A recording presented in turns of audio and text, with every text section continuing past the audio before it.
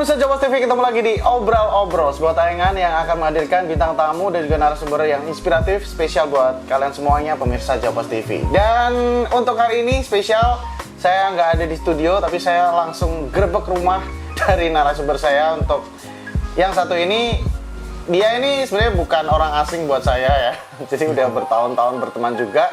Dan kalau ngomongin sosok yang satu ini tuh, memang dari dulu tuh banyak banget yang dilakukan ya.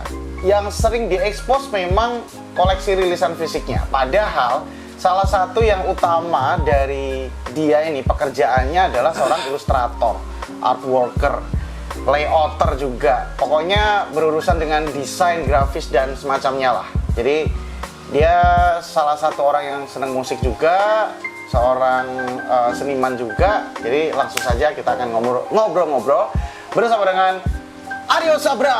Halo. Asik, tos dulu. Mantap. Akhirnya bisa main-main lagi ke sini ya, Bro. Alhamdulillah. Apa kabar? Alhamdulillah sehat. Sehat ya? Ya. Oke. Ini rumahnya Mas Sabra. Ini rumah hasil dari gambar. Betul. Keren ya. Jadi kita akan ngobrol banyak terkait hal ini. Menarik sekali bahwa ternyata dengan menggambar, dengan seni, dengan artwork, dengan desain itu bisa menghasilkan cuan yang luar biasa. Tapi sebelum menginjak ke hal itu, Brang, aku pengen tahu juga nih, sebenarnya kalau ngomongin artwork, dunia desain dan lain-lain tuh, ini kamu otodidak, belajar sendiri atau ada disiplin ilmunya sih, sekolah gitu? Jadi dulu itu sebenarnya gambar itu berlawanan dari studi yang tak geluti Di kuliah? di kuliah. Dulu saya kan kuliah di bidang teknik sipil Oke. di ITS Surabaya. Teknik sipil tapi kan gambar-gambar gitu nggak sih? Gambarnya rumah, gambar teknik. Iya, tapi kan ada lah dikit gitu. Ada dikit, mungkin goresannya ada. Ya. Cuma kan untuk gambar teknik sama gambar ilustrasi grafis itu kan sangat berbeda jauh. Oke. Kalau teknik itu emang benar-benar gambar dirancang untuk membuat suatu bangunan atau suatu infrastruktur pendukung untuk kehidupan gitu. Kalau untuk grafis itu kebanyakan cenderungnya ke arah branding, ke arah seni dan lain-lain gitu. Lebih bebas mungkin ya. Jadi untuk jalurnya itu beda. Terus kenapa? Kalau di sipil tuh lebih ke ngitungnya juga. Jadi lebih ke ngitung konstruksinya. Betul. Biar bangunan ini gak ambruk. Nah, gitu. Di sipil itu dulu sempat bekerja beberapa tahun di bidang teknik sipil. Terus merasa nggak cocok sama dunianya. Oke. Akhirnya keluar, resign, terus mendirikan studio desain di Madiun sama teman. Oke. Gitu. Awalnya dari situ. Tapi untuk proses awal mulai menggambar itu udah dari SMA kalau nggak salah, SMA atau SMP gitu. SMP. Dulu awalnya gambar-gambar graffiti itu. Terus di situ mulai tertarik ke ilustrasinya. Ilustrasinya setelah ngulik-ngulik kan juga suka sama beberapa band hardcore punk itu kan grafis dari beberapa bandnya itu kan cenderung ke arah drawing. Oke. Kayak ada beberapa seniman kayak Passhead gitu. Terus kalau di lokal ada Ken Terror yang senimannya itu. Itu yang jadi referensimu ya? Itu yang jadi referensi. Jadi referensi awal kan gambarnya itu lebih ke gambar yang disenengi. Nah, dulu yang saya suka itu gambar-gambar tengkorak. Gitu. Nggak lepas dari itulah. Kayak Aryan ya? Ya kayak Aryan, terus Ken Terror, terus banyak artis lain. Itu juga di visualnya itu kebanyakan tengkorak sama Passhead itu. Itu artinya berarti sebenarnya udah tertarik sama dunia seni visual gambar itu SMA ya sebenarnya. Walaupun pada akhirnya SMP lah. SMP bahkan. SMP. Walaupun sebenarnya awalnya graffiti dulu ya. Awalnya graffiti. Bahkan tergabung dalam MSAC. Ya, Madiun Street Art Crew ya. Jadi pendiri juga dulu. Pendiri juga, founding father ya. Sama teman-teman angkatan awal. Oke. Dan dari graffiti situ akhirnya merambah ke langsung digital dulu atau kertas dulu? Enggak, dulu awalnya kertas. Kertas. Itu mulai konsisten menggambar pada waktu lulus SMA. Lulus SMA kan itu apa? Nunggu tes buat ke kampus. Itu kan ada jeda waktu berapa bulan. Berapa bulan karena nganggur di rumah kan. Dulu di rumah juga udah pasang internet, terus browsing, akhirnya belajar anatomi dan lain-lain. Itu mulai di situ, terus sampai kuliah itu juga waktu longgar itu kebanyakan buat itu menggambar sama nonton anime. Tapi sekali lagi passionnya emang udah dapet, jadi menggambar itu bukan sesuatu yang merepotkan lah ya, sesuatu yang bahkan menyenangkan. Yang sampai pada akhirnya sekarang masih dilakukan. Itu artinya dari kertas merambah ke digital setelah SMA. Jadi pakai tablet gitu. Ya, kuliah itu saya masih pakai kertas scan nanti colornya di Photoshop. Itu dulu kan gitu, terus sampai waktu kuliah itu nyambi kerja. Uangnya beberapa setelah dibelikan rilisan fisik itu masih sisa, terus tak belikan tablet belajar digital. Lagi-lagi rilisan fisik lagi ya? Ya, nomor 1. Oke, terus? Habis itu beli tablet pertama itu dulu merek kalau nggak salah Genius. Itu di bawahnya Wacom. Soalnya untuk Wacom belum kebeli dulu. Belum bisa. Yang penting kan penting digital gitu kan. Beli yang murah, belajar, terus sampai skip itu keluar dari pekerjaan yang lulus kerja teknik sipil dan lain-lain. Terus habis itu memutuskan untuk resign.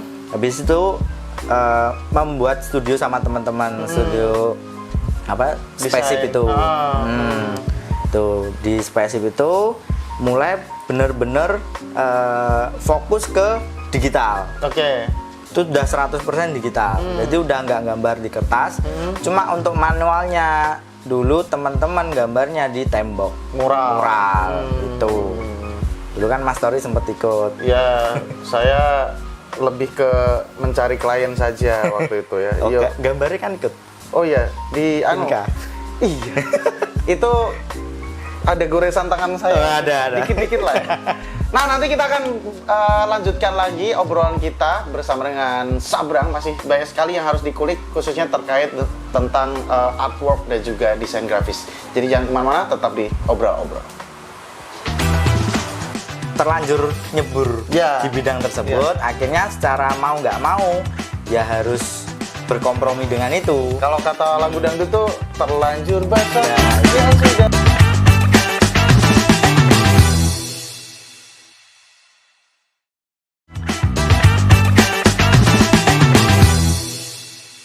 Oke, pemirsa Jawa TV, balik lagi di Obrol-Obrol dan juga masih bersama dengan kawan baik saya, Sabrang ya. Terima kasih banyak udah tetap mempersilahkan saya masuk ke rumah ini dan ngerepotin ya. Nah, Bra, ini kalau ngomongin kan setiap seniman ya, artworker, desainer itu kan pasti punya referensi, punya style. Iya, betul. Ada yang dia stylenya tuh tengkorak gitu, ada yang dia Jepang-Jepangan misalnya, kan banyak banget. Ada yang anime-anime, ada yang mungkin dia realis banget. Nah, kalau seorang Sabrang Snip itu apa stylenya? Jadi awalnya itu kan untuk basic style artwork saya itu lebih ke pointillist, ilustrasi ya. Base-nya itu dari pointillist karena beberapa seniman yang saya sukai dan saya ikuti kebanyakan menggunakan style tersebut. Jadi kayak Pashead, Aryan, gitu, Ken Terror itu. Pokoknya 3 utama itu kebanyakan beliau-beliau itu menggunakan teknik pointillist. Tuh, pointillist dengan ilustrasi yang digambar kebanyakan fokusnya tengkorak. Entah itu penjabarannya seperti apa kan dengan imajinasi masing-masing. Cuma untuk base-nya kan itu. Lalu untuk karena saya udah bener-bener fokus di bidang desain grafis sama ilustrasi, akhirnya bercabang. Yang awalnya itu saya bener-bener ya udah gambarku ya ini. Nah, karena permintaan klien, Ya. ya kan, permintaan klien kan nggak cuma butuh gambar tengkorak sama desain pointillis. Iya. Klien itu kan macam-macam minta Betul. ini lah. Apalagi Akhirnya, klien pemilik restoran ayam goreng gitu misalnya kan. kan nggak mungkin Nggak dikasih mungkin, gambar iya, tengkorak, iya. ya kan. Untuk visualnya kan mereka tetap menyesuaikan. Betul. Nah, menyesuaikan, makanya dari situ saya belajar untuk berkompromi. Berkompromi gimana caranya menyelesaikan masalah visual dari klien tersebut. Karena harus juga menahan idealisme. Betul, Ya. karena saya juga sadar diri udah terlanjur nyebur Ya. di bidang tersebut. Akhirnya secara mau nggak mau ya harus berkompromi dengan itu. Kalau kata lagu dangdut tuh terlanjur basah, Nah, itu ya betul. sudah mandi sekali. Ya udahlah. Ya udah basah. Akhirnya mempelajari semua style yang bisa saya pelajari di bidang desain sama ilustrasi. Oke. Berarti basicnya pointillis. Kalau contoh yang pernah kamu kerjakan nih misalnya, ada nggak? Ya mungkin untuk contoh-contohnya ini bisa dilihat beberapa karakter drawing yang sangat jomplang. Istilahnya jomplangnya kayak gini. Misal ini ilustrasi. Nah ini ilustrasi yang saya banget. Maksudnya tengkorak dengan style drawingan pointillis, warna-warna yang soft kayak gini. Ini kan. Oh ya. Ini Untuk yang bayangan-bayangannya tuh titik-titik gitu titik-titik. ya. Nah, ini yang ilustrasi yang saya banget. Ini untuk Ini keperluannya berarti- desain kaos. Ini berarti karakternya seorang Sabrang ya ini sebenarnya ya. Sebenarnya kayak Oke. gini. Visual yang benar-benar saya senangi. Cuma klien itu kan beda-beda. Ya. Pengennya beda-beda. Terus akhirnya ya jika dilihat di sini ini muncul Yang gambar jomplang banget yang misalnya. jomplang banget misalnya kayak ini. Nah, Oh, apa ini? ini buat produk vape. Oh ya. Ya, Oh, buat ini kemasannya. kemasannya. Oh, Betul. oke. Nah, ini kan beda banget sama kayak yang Iya, tadi. iya. Ini udah beda banget, visualnya beda, warna yang dipakai bener-bener beda. Nih, terus ada beberapa lagi yang beda banget, misalnya kayak yang ini tadi. Nih, Oh, ini Dragon Ball. ya ini Dragon Ball. Ini untuk apa nih kliennya? Ini sama vape yang tadi. Oh, vape juga. Vape juga. Jadi mereka ada beberapa edisi yang anime. Nah, Oke. terus ini kebetulan kemarin teman saya Kevin Iya. Ini untuk tempat makan ya? tempat makan. Ini dia kan buka warung steak, terus dengan konsep yang ala Jepang gitu. Kemarin dipercayakan untuk mengerjakan logonya. Ini kan juga udah beda sama yang tadi. Iya. Visualnya Uh-uh. saya menyesuaikan dengan kebutuhan klien. Sudah tidak menggunakan teknik pointillis, sudah tidak ada tengkorak. Iya. Ini benar-benar murni untuk logo restoran gitu. Yang mungkin ada nggak yang pesanan klien yang nggak banget gitu? Yang enggak banget Dalam itu, arti bukan saya banget nih. Mungkin kalau yang masih nyerempet-nyerempet oke lah nggak apa-apa gitu. Mungkin masih ada sabrangnya gitu lah ya. Tapi kalau yang mungkin agak ribet, bukan ribet ya, tapi yang ini kayaknya nggak kayak gini nih harusnya kayak gitu. Pernah nggak ngerjain? kalau saya sih akhirnya berkompromi dengan itu. Jadi akhirnya ya udah, Nggak apa-apa. nggak apa-apa, nggak masalah. Jadi Yang penting kelunting. kelunting. Kelunting. Kelunting. Ditransfer maksudnya. Nah, terus sama untuk visualnya itu saya arahkan ke arah yang lebih baik. Jadi misalkan Oh, ada kamu juga klien, seorang ini berarti konsultan. betul. Jadi misal ada klien dengan masalah saya butuh desain kayak gini. Cuma menurut saya itu visualnya untuk produknya dia itu kurang sesuai. Itu saya arahkan dulu. Oke. Pak, misalkan untuk restoran Anda dengan gaya kayak gini itu cocoknya visualnya kayak gini gitu. Oh, iya, Dengan iya. saya kasih referensi gitu.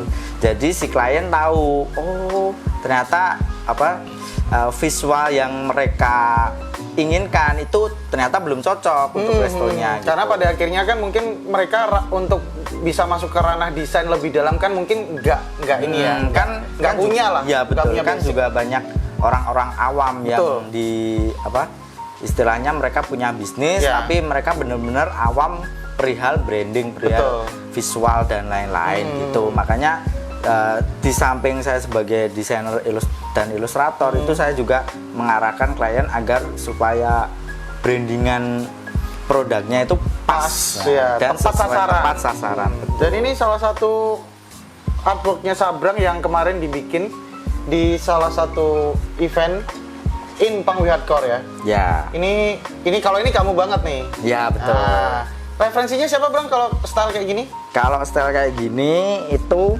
Ken Terror. Ken Terror. Nah, ini. Jadi Ken Terror berarti itu bisa dibilang idolamu ya? betul. Asik. Jadi Ken Terror itu salah satu ilustrator favorit lokal saya. Oke. Karya-karyanya. Karya-karyanya kan hampir sama, pokoknya tengkorak, pointilis.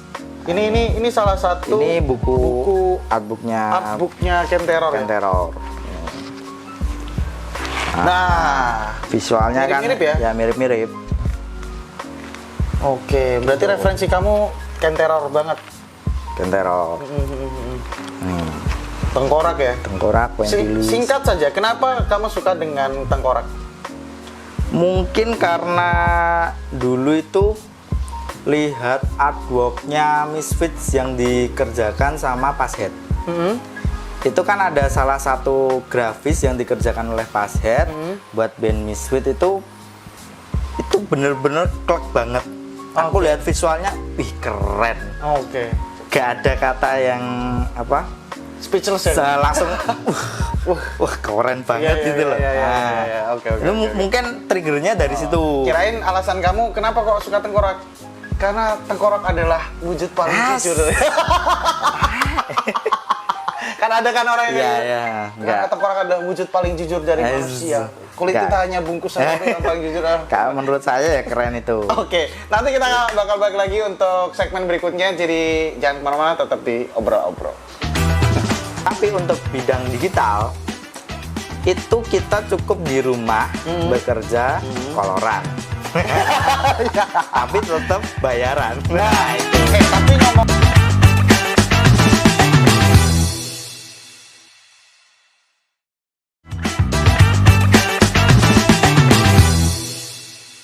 Oke, pemirsa Japas TV, balik lagi di obrol-obrol dan sudah mulai mendung, jadi harus dinyalain lampunya. Betul. Di sini juga sudah mulai hujan. Ya, sudah mulai hujan. Dan kalau ngomongin desain grafis atau artwork, ilustrasi ini emang nggak ada habisnya ya, Bang ya. Betul. Termasuk cuannya. Nah, ini menarik. Bagaimana kisah seorang Sabrang ini buat saya sangat menginspirasi sekali. Dengan menggambar itu bisa bangun rumah, beli mobil, menikah. Alhamdulillah. Naik haji. Amin. Nah, sebenarnya potensi atau peluang kerja seorang ilustrator atau desain, sebenarnya nyebutnya apa sih? Ilustrator atau desain grafis atau artworker atau apa? Kalau saya kebetulan kan nggak hanya satu bidang produk aja yang dihasilin. Lebih ke apa ya? Multidisiplin desain grafis gitu. Multidisiplin desain Ya, grafis. soalnya yang dikerjakan itu nggak cuma satu bidang aja. Betul. Ilustrasi juga. Bahkan logo juga bisa. Logo, typeface, font, gitu. Nah, dengan peluang-peluang itu, Bang. Peluang kerjanya seluas apa? Kalau untuk peluang kerja menurut saya itu sangat luas. Sangat luas. Karena kita sudah di era internet. Jadi untuk istilahnya desain itu kan produk digital. Ya. Produk digital itu gampang banget ngirimnya. Ya. Lewat email bisa, ya. Google Drive lah. Google Drive dan lain-lain. Menurut saya itu sangat memudahkan. Jadi kita nggak terpaut jarak. Oke. Misalnya ini juga bidang saya di mural ya misalkan. Untuk pekerjaan mural itu saya harus mendatangi klien. Ya. Terus Panas-panasan. untuk panas-panasan Kena untuk cat. ya kena cat. Nanti lokasinya itu di mana kita Ya. harus datangi dan lain-lain dengan keribetan seperti itu. Betul. Tapi untuk bidang digital itu kita cukup di rumah bekerja koloran. Tapi tetap bayaran. Nah, itu. Tapi ngomong-ngomong nih, kalau misalnya desain grafis atau ilustrator itu, saya dengar-dengar juga nih kemarin, otaknya tuh diperes banget nggak sih untuk ide? Kalau itu tergantung sama personalnya. Oke. Jadi gini, kebetulan saya itu kan bekerja secara independen, mendirikan studio desain sendiri. Jadi nggak ikut sama agensi. Oke. Kebanyakan teman-teman yang ikut di agensi, misal jadi desainer grafis atau apa gitu, biasanya burnout-nya di situ. Jadi ada klien rewel dan lain-lain gitu. Iya, Kalau saya itu belajar menghandle sendiri. Oke. Dengan metode yang saya terapkan. Ya, dengan pendekatan ala seorang sabrang lah ya. Betul. Lah terus enaknya di era internet ini, kita bisa menjangkau klien itu di luar Madiun. Bahkan di luar negeri. Bahkan di luar negeri. Lewat marketplace ya? Di luar Madiun, di luar Indonesia gitu. Iya. Bentar. Jadi enaknya gitu. Enaknya gitu, tinggal kita memoles portofolio kita mau seperti apa. Oke. Jadi apa produk yang mau kita bikin. Misal saya mau bener-bener fokus ke ilustrasi. Oke. Otomatis portofolio yang saya bikin itu full ilustrasi dengan style saya gitu. Nah, karena ini saya multidisciplinary design, jadi portofolio saya itu luas. Nggak cuma satu ilustrasi aja, ada maskot logo, ada e-sport, tipografi, ada font, ada lettering, ada banyak pokoknya. Yaitu pokoknya bidang yang bisa saya kerjakan, ada vektor dan lain-lain gitu. Itu artinya duit kamu banyak banget ya? Alhamdulillah. Tapi jangan lupa menyantuni anak-anak. Wah, siap. Enggak, saya tuh ngelihat Sabrang tuh kayaknya, wah ini kayaknya rekeningnya ratusan juta gitu. Iya dong, udah bisa bikin rumah dan lain-lain. Tapi klien paling jauh yang pernah kamu dapat dari mana? Luar negeri? Oh, pasti pernah ya? Jauhnya itu Amerika mungkin? random ya. Ada Amerika banyak. Apa yang biasanya Arab mereka pesen? Saudi. Tergantung sama Pesen apa mereka? Arab Saudi, terus Jerman, Prancis, banyak, Mas. Kalau ada klien dari Israel, diterima nggak? Ya diterima. Yang penting mereka bayar. intermezzo. Kan selama saya nggak menyumbang ke sana. Iya. Duit mereka yang harus kamu ambil. Iya, benar. Banyak-banyaknya. Nah, terus dari situ pernah dapat klien yang rewel banget nggak? Yang wah ini resek banget nih kliennya nih. Gitu. Kalau pengalaman itu ada. Ya. Ada itu klien saya yang dari Arab Saudi. Oh ya, apa tuh? Apa? Ceritain dikit. Itu sangat rewel karena apa ya? Emang dia pesen apa? Bener-bener isi money bekerja sama mereka. Mereka itu bikin agensi juga. Oke. Cuma untuk logo desainnya belum ada. Oke. Ya, jadi garapan mereka itu dilempar ke saya. Oh. Itu bener-bener isi money pada waktu itu. Cuma ya itu karena mereka agensi, rewelnya minta ampun. Oh iya? Iya. Pakai bahasa Arab gitu? Saya itu kan dimasukkan ke grupnya mereka. Oh iya? Komunikasinya pakai bahasa Arab, jadi serasa ngaji. Terus voice note-nya itu bahasa Arab. Masa? Iya. Oke. Itu di grup. Oke. Terus untuk briefnya saya personal ke beliaunya ini. Masih ikut mereka berarti sampai sekarang? Enggak. Oh enggak? Itu udah putus kontrak tahun 2021. Oh iya. Tuh. Rewel ya mereka ya? Itu menurut saya rewel banget. Dari Arab ya? Dari Arab. Dari Arab, ya. Nah ini udah, aku penasaran juga nih. Income seorang ilustrator, desain grafis, art worker atau multidisiplin Desain grafis itu ini sebenarnya aku mungkin nganggapnya infinity ya, tidak terbatas dalam arti tidak ada patokan memang, tapi range-nya lah dalam 1 bulan lah. Ini mungkin aku ngitungnya tetap 1 bulanan aja dah. Mungkin ya dari terendah Ya, terendah sampai tertinggi. sampai tertinggi yang pernah kamu dapat pengalaman kamu? Mungkin kalau terendah itu dulu mungkin pas portofolionya masih belum banyak.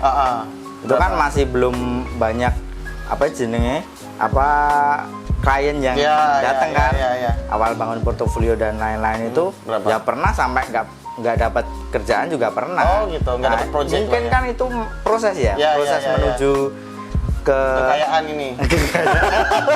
Proses menuju ke sininya itu kan nggak segampang itu kan ada proses yang mesti dilalui, paceklik itu juga pasti ada. Cuman untuk ring yang mungkin setahun 2 tahun belakangan ini mungkin dari 10 sampai paling besar 50 Sebulan? 50 juta? Ya. Itu yang pernah saya raih dalam 1 bulan maksimal. Maksudnya paling maksimal. Banyak. Cuma kan rekor ya? Rekor. Cuma kan nggak terusan segitu. Oke. Tapi antara ringnya 10 sampai 50-an. Bang, terakhir banget. Mungkin kasih tips singkat saja untuk teman-teman yang pengen tertarik menggeluti desain grafis dan ilustrasi. Menurut saya ya memaksimalkan potensi kalian. Jadi jika kalian punya potensi, misal di bidang apapun itu, geluti, terus fokus, konsisten, tekun, terus cari peluang yang bisa kalian raih.